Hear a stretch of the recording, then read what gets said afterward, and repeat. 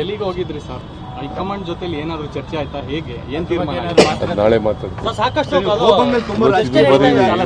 ನಾಳೆ ಎಷ್ಟೊತ್ತಿಗೆ ಸರ್? ನಾಳೆ ಸರ್ ಅವರ ಪುಣ್ಯತಿಥಿಯನ್ನು ದೇಶಾದ್ಯಂತ ಆಚರಣೆ ಮಾಡ್ತಾ ಇದ್ದೀವಿ.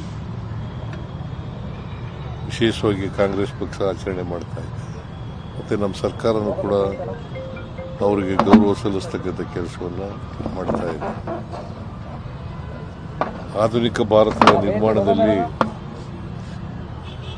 ನೆಹರೂರವರ ಪಾತ್ರ ಬಹಳ ದೊಡ್ಡದು ಅಂತಕ್ಕಂಥ ಮಾತುಗಳನ್ನು ಈ ಸಂದರ್ಭದಲ್ಲಿ ಹೇಳಬೇಕಾಗ್ತದೆ. ಅವರು ಸೋಷಲಿಸ್ಟ್ ಮತ್ತು ಕ್ಯಾಪಿಟಲಿಸ್ಟ್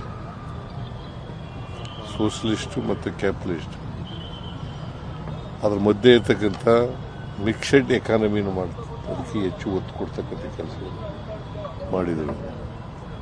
ದೊಡ್ಡ ದೊಡ್ಡ ಇಂಡಸ್ಟ್ರಿಗಳು, ಡ್ಯಾಮ್ಗಳು ಈ ದೇಶದಲ್ಲಿ ಬರಬೇಕಾದ್ರೆ ಮತ್ತು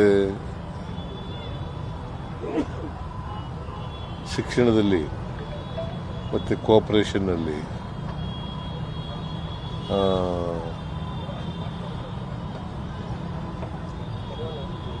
ಸೈಂಟಿಫಿಕ್ ಮನೋಭಾವ ಬೆಳೀಲಿಕ್ಕೆ, ಇವತ್ತು ಇಡೀ ದೇಶದಲ್ಲಿ ಸೈಂಟಿಫಿಕ್ ಮನೋಭಾವ ಬೆಳೀಲಿಕ್ಕೆ ನೆಹರೂರವರು ಕಾರಣ ಅಂತಕ್ಕಂಥ ಮಾತುಗಳನ್ನು ಹೇಳಲಿಕ್ಕೆ ಬಯಸ್ತಾ ಇದ್ದಾರೆ.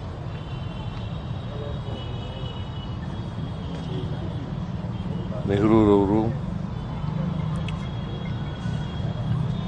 ಪಂಚವಾರ್ಷಿಕ ಯೋಜನೆಗಳನ್ನು ಮಾಡಿ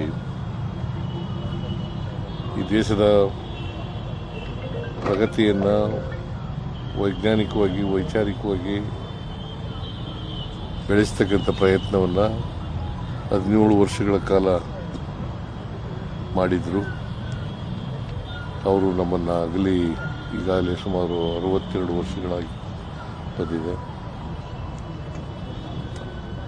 ಅವರನ್ನು ಸ್ಮರಿಸ್ಕೊಳ್ತಕ್ಕಂಥ ಕೆಲಸ ಮಾಡ್ತೀವಿ.